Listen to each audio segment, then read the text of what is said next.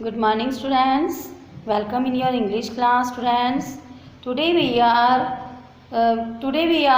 learn about your chapter 7, the Giving Tree. Students, आज से हम आपका पोस्ट मिडटर्म का जो है सिलेबस स्टार्ट करने जा रहे हैं. आपके जो एग्ज़ाम है आई होप बहुत अच्छे हुए होंगे. तो अब आप जो है पोस्ट मिडटर्म के तैयारी करेंगे तो अपनी बुक खोलेंगे chapter number 7, the giving tree. ठीक है, तो आओ अब हम इसे पढ़ते हैं.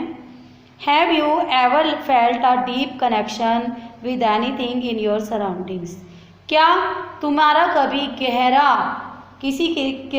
तुम्हारे चारों ओर किसी भी चीज़ से गहरा संबंध हुआ है? शेयर योर एक्सपीरियंस, अपने एक्सपीरियंस को शेयर करिए. ये जो हमारा चैप्टर है स्टूडेंट, एक ट्री और एक ह्यूमन बीइंग के बीच में है. तो किस तरह ट्री हमें देता है और हम कैसे उसके इस भाव को किस वे में लेकर जाते हैं. तो स्टूडेंट हम पढ़ेंगे इसे. A long time ago there was a huge apple tree. एक लंबे समय पहले एक बहुत बड़ा जो था सेब का एक बहुत विशाल वृक्ष था. A little boy used to come and play around it every day. एक छोटा सा बच्चा वहाँ पर रोज आता था और वहाँ पर खेला करता था. He climbed to the tree top. वह पेड़ के ऊपर चढ़ जाता था. Ate the apples. सेब को खाता था. And took a nap in its shade. और उसकी छाया में एक छोटी सी झपकी ले लेता था. इसका मतलब है थोड़ी देर सो जाता था. He loved the tree and the tree loved him back. वह पेड़ से बहुत प्यार करता था और पेड़ भी उसे बहुत प्यार करता था. Time went by. समय गुजरता गया. The little boy grew up and he no longer play around the tree every day. अब वो जो छोटा बच्चा था बढ़ने लगा और वो ज़्यादा अब पेड़ के चारों ओर नहीं खेलता था. ही spent most of his time with his friends. वह ज़्यादातर अपना समय जो है अपने मित्रों के साथ बिताता था. One day the boy came back to the tree. He was very sad. एक दिन जो है वो बच्चा जो लड़का उस वृक्ष के पास वापस आया. He was very sad. वह बहुत दुखी था. Come and play with me the tree coaxed the boy. कि अब जो वो वृक्ष था वो बच्चे को बहलाने फुसलाने लगा कि आओ मेरे साथ खेलो. I am no longer a kid. I don't play around trees any more. मैं अब पहले की तरह छोटा बच्चा नहीं हूँ. मैं अब तुम्हारे पेड़ के साथ ज़्यादा नहीं खेलता. The boy replied suddenly. अब उस बच्चे ने बड़े ही बीमार वे से यानी कि एक दुखी मन से जो है बच्चे ने उसको जवाब दिया.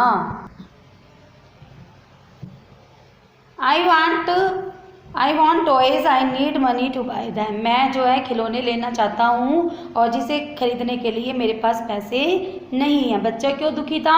क्योंकि बच्चा खिलौने लेना चाहता था और उसको खरीदने के लिए उसके पास मनी नहीं थी.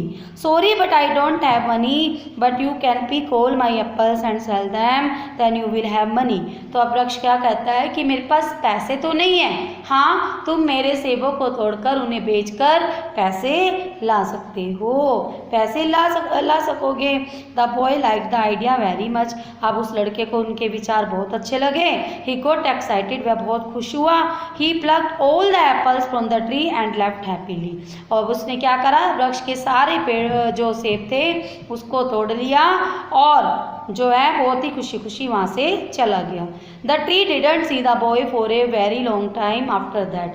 अब पेड़ ने उस बच्चे को बहुत समय तक उसके बाद नहीं देखा. It became sad. अब पेड़ जो था दुखी हो गया. One day the boy who had now turned into a man return the tree rejoiced at this coming. एक दिन जब वह लड़का अब आदमी हो चुका था यानी कि बड़ा हो गया था, वो उसके पास आया. पेड़ ने उसके आने पर बहुत खुशी मनाई यानी कि पेड़ को बहुत खुश हुआ पेड़ बहुत आनंदित हुआ. पेड़ जब है जो लड़का जो कि उसके आसपास खेला करता था अब उसने आदमी बन गया है, वो उससे अपने पास आता हुआ देखकर पेड़ बहुत खुश हुआ। Come and play with me said the tree. अब पेड़ फिर बोला कि आओ मेरे साथ खेलो। I don't have time to play. अब आदमी क्या कहता है कि मेरे पास जो है खेलने का समय नहीं है। I have to work for my family. मैं अपने परिवार के लिए कार्य कर रहा हूँ। We need a house for shelter. मुझे रहने के लिए जो है घर की आवश्यकता है। Can you help me. क्या तुम मेरी सहायता कर सकते हो। Replied the man. मनुष्य ने उत्तर दिया, पूछा। Sorry I don't have any house. अब पेड़ क्या कहता है कि मेरे पास कोई भी घर नहीं है। But you can chop off my branches to build your house. लेकिन तुम मेरी टहनियों को, यानी कि जो मेरे पेड़ हैं, पेड़ की टहनियाँ, उनको काट सकते हो और उससे अपना घर बना सकते हो। ट्री ने ऑफर दिया, प्रस्ताव दिया। सो the man cut all the branches of the tree and left happily. अब इस बार भी आदमी जो है उसने पेड़ की टहनियों को काटा और बड़ा खुशी खुशी चला गया। The tree was glad to see him happy. अब जो पेड़ था उसे खुश देखकर बहुत खुश हुआ। But the man didn't come back for a few years. अब जो वह आदमी था कई सालों तक उसके पास वापिस नहीं आया। The tree was again lonely and sad. अब पेड़ जो था फिर अकेला रह गया और दुखी हो गया। One hot summer day the man return and the tree was dilated. एक दिन गर्मी का मौसम था। अब वह आदमी उसके पास वापिस आया और बहुत दुखी था वो। अब पेड़ जो था उसे देखकर फिर खुश हुआ। Come and play with me said the tree. पेड़ ने फिर कहा कि आओ मेरे साथ खेलो। I am getting old. अब वो लड़का क्या कहता है जो कि अब बूढ़ा हो चुका है, वो क्या कहता है कि अब मैं बूढ़ा हो गया हूँ। I want to go sailing and relax my very bones. अब जो है मैं अपनी जो मेरी थकी हुई हड्डियाँ हैं, जो मैंने मतलब अब मेरा शरीर जो है कमज़ोर हो चुका है, हड्डियाँ भी मेरी उस समय उतनी ताकतवर नहीं है, उनको मैं आराम देना चाहता हूँ। Can you give me a boat. क्या तुम मुझे एक नाव दे सकते हो। Said the man. उस आदमी ने कहा। Use my trunk to build your boat. अब उसने कहा कि मेरी जो तना है इसको तुम अपनी बोट बनाने के लिए यूज कर सकते हो। You can sell for away and be happy. और तुम उस सेल को लेकर जा सकते हो और खुश रहो। So the man cut the tree trunk to make a boat. अब उस आदमी ने उस पेड़ की जड़ को, तने को, ये जो तना होता है ना, इसको भी काट लिया और बोट बना ली। He went sailing and didn't show up for a long time.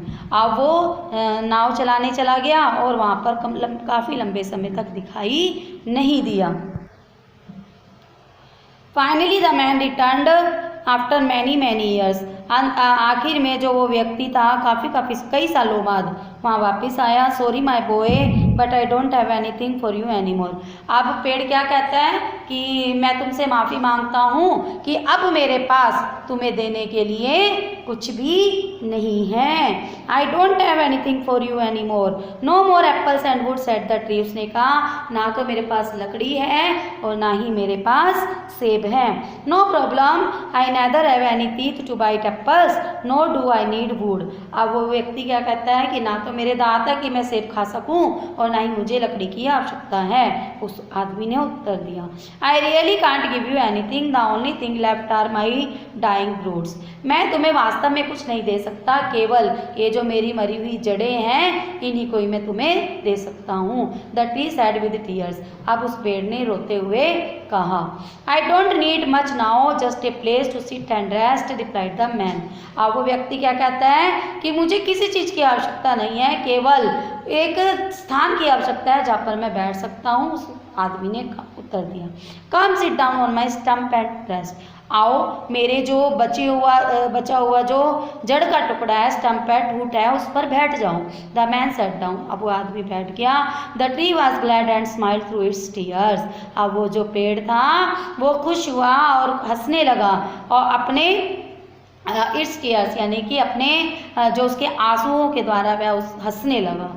This story represent our life cycle. बच्चों ये जो कहानी है ये हमारे जीवन के बारे में है, जीवन को रिप्रेजेंट करती है। The tree is like our parents. जो पेड़ है ये हमारे माता पिता की तरह हैं। व्हेन वी आर यंग, जब हम बच्चे होते हैं, we love to play with our parents. हम अपने माता पिता के साथ खेलना पसंद करते हैं। When we grow up we leave them and only come to them when we need something from them। और जब हम बड़े हो जाते हैं तब हम उनको छोड़ देते हैं और केवल उनके पास तभी आते हैं जब हमें किसी चीज़ की आवश्यकता होती है। और when we are in trouble, या हम किसी परेशानी में होते हैं। No matter what, our parents are always there and give us everything that they can to make us happy। तब भी कुछ नहीं होता, जो हमारे माता पिता होते हैं सदैव हमें देते हैं सब कुछ, क्योंकि वो हमेशा हमें खुश देखना चाहते हैं, हमेशा खुश हमें रखना चाहते हैं। स्टूडेंट, जिस तरह एक पेड़ ने एक बच्चे को खेलने के लिए जगह दी, फिर उसे काम करने के लिए अपने फल दिए, फिर रहने के लिए उसे मकान दिया, और अंत में जब उसके पास स्थान नहीं था बैठने के लिए, अपनी जड़ की जो ठूठ बची हुई थी वो भी उसे दे दी। यानी कि लाइफ टाइम वो उसे देता रहा, केवल उसे खुश देखकर वो खुश रहता था। स्टूडेंट्स, ऐसे ही हमारे पेरेंट्स होते हैं। जब हम बच्चे होते हैं तो वो बच्चे जो है, जब तक हम बड़े नहीं हो जाते, अपने पैरों पर खड़े नहीं हो जाते, हमें अपनी माँ बाप के चारों तरफ रहते हैं, उनका साथ चाहते हैं, लेकिन जब हम बड़े हो जाते हैं तो अपने माँ बाप को अकेला छोड़ देते हैं, केवल उन्हें तभी याद करते हैं जब हमें किसी चीज़ की आवश्यकता होती है। लेकिन बच्चों, ये बता दूं, पेरेंट्स ऐसे होते हैं कि वो लाइफ टाइम सिर्फ अपने बच्चों को खुश देखना चाहते हैं। तो हमारा भी कर्तव्य है कि हम अपने पेरेंट्स को हमेशा खुश रखें, उन्हें कभी भी अकेला ना छोड़ें, उनके हर सुख में सुखी, उनके हर दुख में दुखी हों। लाइफ टाइम हमें अपने पेरेंट्स को साथ देना चाहिए, हमें अपने पेरेंट्स की रिस्पेक्ट करनी चाहिए, हमें अपने पेरेंट्स को ओबे करना चाहिए।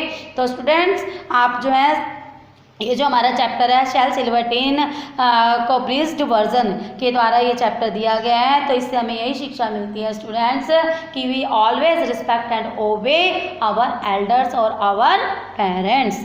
तो यहाँ पर आपको कुछ ऑथर के बारे में स्टूडेंट्स दिया गया है। जो शेल सिल्वरस्टोन थे, एक पोएट थे और एक म्यूजिशियन संगीतकार भी थे। He was known for his children's books such as the giving tree and where the sidewalk hangs. वो अपने बच्चों की किताबों के लिए, जैसे कि द गिविंग ट्री और वेयर द साइडवॉक एंड्स के नाम से बहुत जाने जाते थे।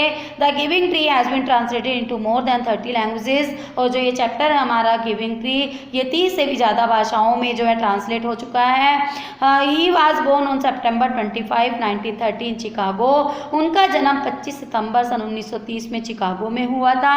ही studied music and establish himself as a musician. उन्होंने संगीत सीखा और अपने आप वो एक म्यूजिशियंस के रूप में हुए। कंपोजर एंड लिरिकिस्ट, म्यूजिशियन संगीतकार, एक कंपोजर और लिरिकिस्ट बने। ही डाइड इन 1999 और उनकी मृत्यु सन 1999 में हुई। तो आई होप स्टूडेंट आपको चैप्टर बहुत अच्छे से समझ में आया होगा और आप इसे बड़े ध्यान से समझेंगे, सुनेंगे और अपने जीवन में भी इसको उतारेंगे। Thank you, have a nice day.